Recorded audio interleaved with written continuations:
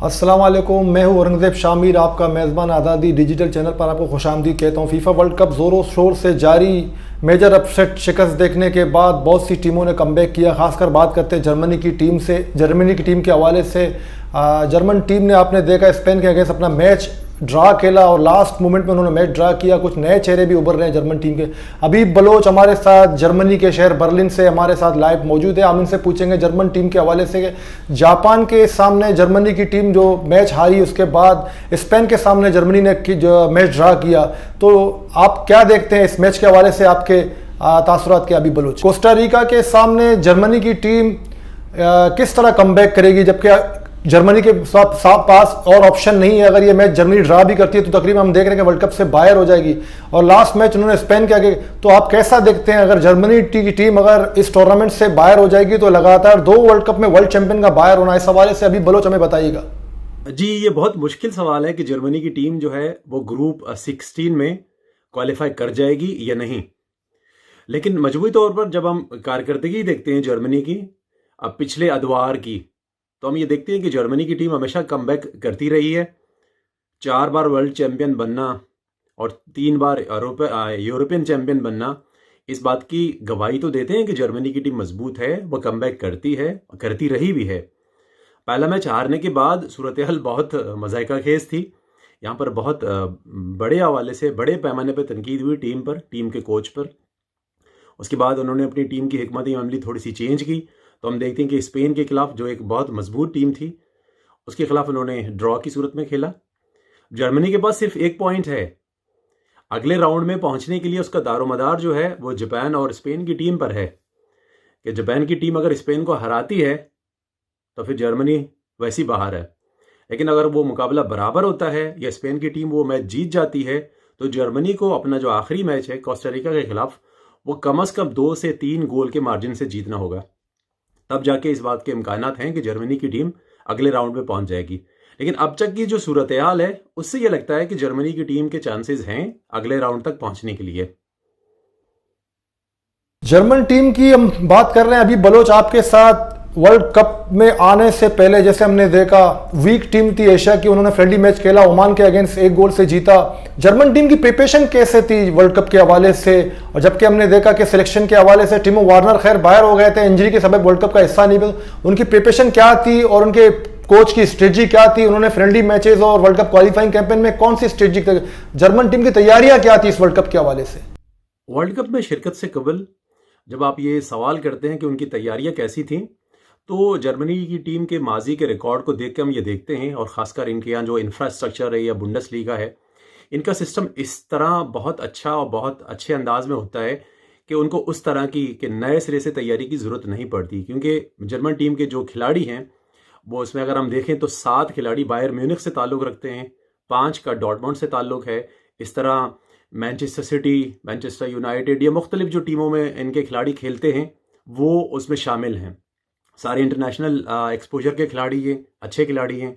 और जब 26 कैडर की या 23 कैडर की टीम बनाई जाती है तो उसमें कोशिश तो ये होती है कि डिफेंडर 4 के अलावा आपके पास 8 होने चाहिए।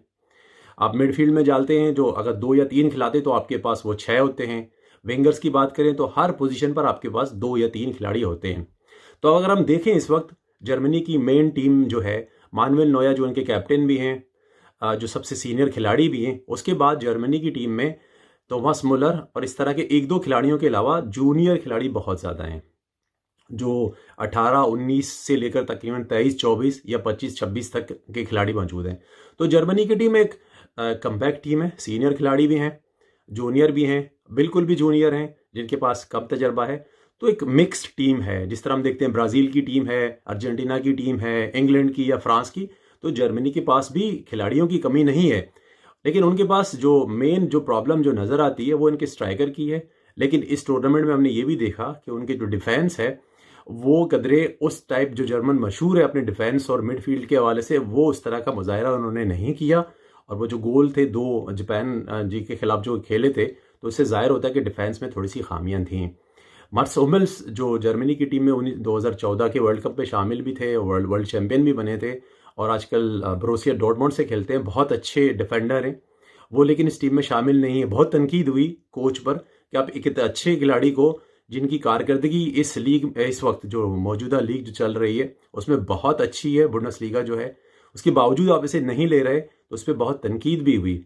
और पहले मैच के हारने के बाद तो बहुत ज़्यादा इन पर प्रेशर भी पड़ा कि उस खिलाड़ी को आप साथ नहीं ले गए जिसका इतना बड़ा खमियाजा भुगतना पड़ा।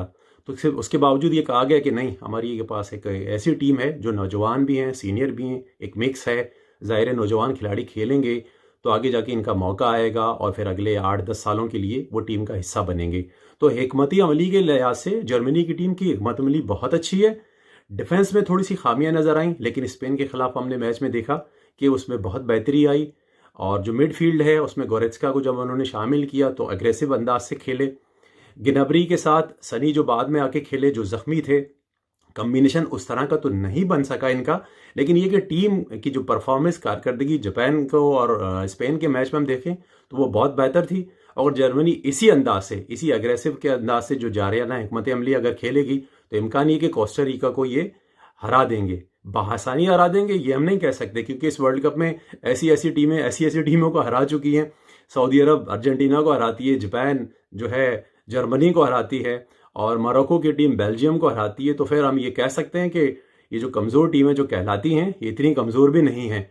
तो लिहाजा कह नहीं सकते। लेकिन जर्मनी जब इस हिकमत अमली से खेलेगी जो इन्होंने स्पेन के खिलाफ से खेला, तो इम्कान इस बात के हैं कि जर्मनी ये मैच जीत कर अगले राउंड के लिए क्वालिफाई कर जाएगी, जिसके इम्कानात हैं। होगा क्या उसके बारे में देखते हैं। स्पेन के खिलाफ जिस खिलाड़ी ने गोल स्कोर किया और मैच जो है वो ड्रॉ की सूरत में ख़त्म हुआ, फुल्क्रूग, उनका ताल्लुक वेर्डर ब्रेम से है। वेर्डर ब्रेम जर्मनी की जो बुंडेसलीगा है उसकी एक अच्छी टीम रही है, कंसिस्टेंटली उनकी बहुत अच्छी कारकर्दगी रही है। लेकिन उनकी बदकिस्मती ये थी कि इससे पिछले साल और उससे एक और साल, 2 साल जो है वो सेकंड बुंडेसलीगा में थे। यानी ये जो खिलाड़ी इस वक्त जो जर्मनी के स्टार बनने जा रहे हैं, जिन्होंने गोल किया स्पेन के खिलाफ, वो 2 साल पहले सेकंड बुंडेसलीगा में थे। और जिस बात के बिल्कुल इम्कानात नहीं थे कि वो कभी जो है वो जर्मनी की मेन टीम में जाएंगे। बल्कि उनसे जब पूछा गया तो उन्होंने कहा कि मेरे लिए एक सरप्राइज़ है कि मेरे जो 10 गोल हैं बुंडेसलीगा के लिए, उससे मुझे ये मौका मिला। और टीमो वेर्नर जो ज़ख्मी हुए उसकी वजह से उन्हें शामिल किया गया कि वो जर्मनी की टीम में खेल रहे हैं। और इस बिना पर उनकी कारकर्दगी की वजह से जो जर्मनी की टीम है वो स्पेन को ड्रॉ खेल गई। और अब इस बात के इम्कानात पैदा हो गए हैं कि वो कोस्टा रिका को हराकर अगले राउंड ऑफ 16 के लिए क्वालिफाई कर जाएंगे। तो एक अच्छी चीज़ है। लेकिन साथ साथ मैं एक और चीज़ बताता चलूँ कि जर्मनी में जो यहाँ के फैंस हैं, यहाँ के खिलाड़ी हैं, खासकर थॉमस मिलर ने खुद अपने इंटरव्यू में कहा कि हम तो शुक्रिया अदा करते हैं कोस्टा रिका की टीम का, जिन्होंने बहुत अच्छी कारकर्दगी का मुजाहिरा किया, जापान की टीम को हराया, जिससे इस बात के इम्कानात पैदा हो गए कि अब हम अगले राउंड के लिए क्वालिफाई कर सकते हैं। शुक्रिया अदा किया उन्होंने स्पेशली खुद अपने इंटरव्यू में। तो आप ये कह लें कि ग्रुप ओपन है इस वक्त। स्पेन की टीम बआसानी आगे पहुंच जाएगी, जिसके इम्कानात सीधे नज़र आ रहे हैं। लेकिन दूसरी टीम कौन सी आती है इसका फैसला आखिरी दिन होगा, और वो आखिरी दिन जो है वो उसका हम इंतज़ार करेंगे। देखते हैं कि जर्मनी की जो टीम है उसकी कारकर्दगी क्या होगी और वो किस मौके तक पहुंचेगी। और अपने जो फैंस हैं, खासकर जर्मन या इंटरनेशनल फैंस हैं फुटबॉल के, तो उनको वो किस तरह महसूस करेगी, इस बात को हम देखते हैं उस दिन जो में ये मैच होगा। जी, अभी बलोच हमें बताइएगा कि हमने देखा था काई हैवर्ट्ज के साथ जर्मनी की टीम ने पहला मैच खेला जापान के अगेंस्ट, और इस मैच में हमने कुछ चेंज देखा। थॉमस मुलर को स्ट्राइकर खिलाया। तो आप कैसे देखते हैं, क्या ये स्ट्रेटजी चेंज करना ये इफेक्टिव साबित हुआ जर्मन कोच के लिए?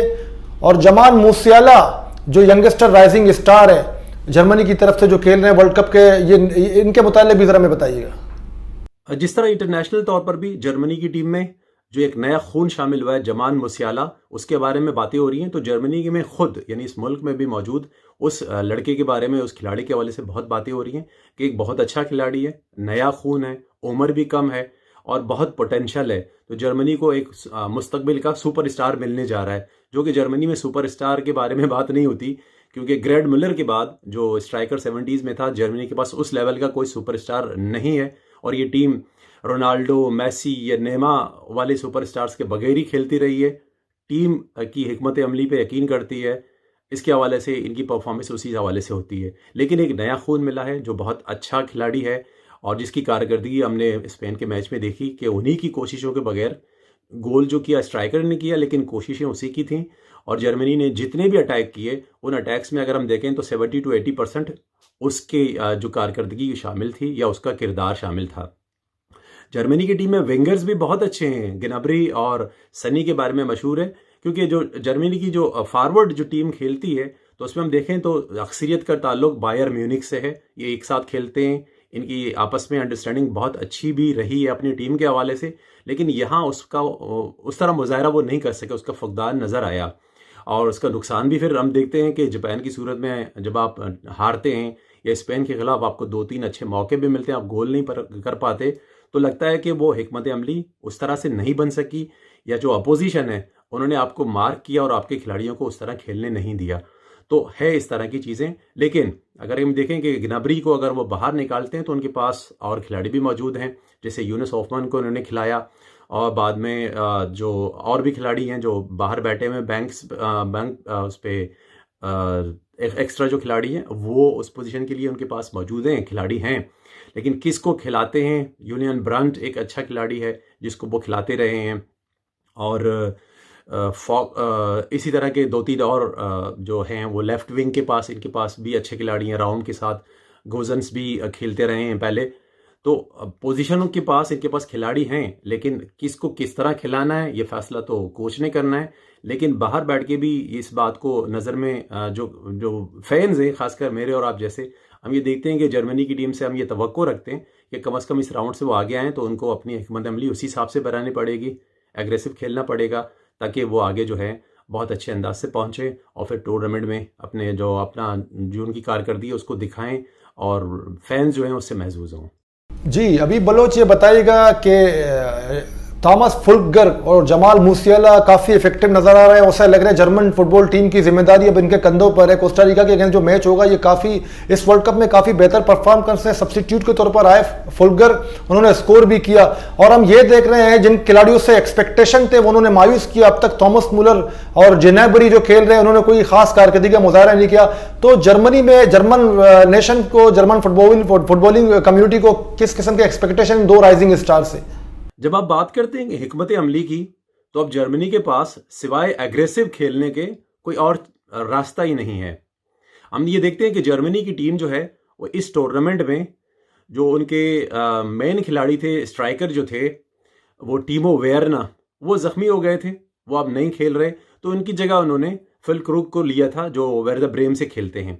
उनके पास एक और भी खिलाड़ी हैं जो डॉर्टमुंड के हैं, यूसुफा मोकूकू, जो यंग खिलाड़ी हैं, 17 साल गालिबन उनकी उम्र है, 18 साल के अब हो गए, तो वो शामिल हैं, वो भी एक स्ट्राइकर हैं। लेकिन मसला ये कि जर्मनी की टीम हम नॉर्मली जब देखते हैं तो ग्रेड मिलर के बाद 70s के बाद जर्मनी की टीम में क्लोजे के अलावा कोई जो 9 नंबर जो सेंटर फॉरवर्ड जिसे हम खेलते हैं स्ट्राइकर, उसके बगैर खेलती रही है, क्योंकि जर्मनी की टीम हिकमत अमली के तहत खेलती है।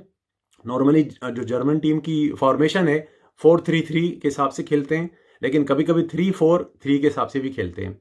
तो अब इस मैच में जो ये अगला मैच होगा जो इन्होंने हर हाल में जीतना है, इसके लिए हिकमत अमली, मैं यहाँ पर क्योंकि इनको फॉलो भी करता हूँ, उनके जो प्रोग्राम्स होते हैं उनको भी देखता हूँ, और साथ में जो इनको मशवरे मिलते हैं, जो एक्स्ट्रा जो खिलाड़ी हैं जो इससे पहले वर्ल्ड कप वगैरह जीत चुके हैं या उनमें वो शामिल रहे हैं, तो वो बताते हैं कि हिकमत अमली अब यही होनी चाहिए कि आप स्ट्राइकर के साथ खेलें।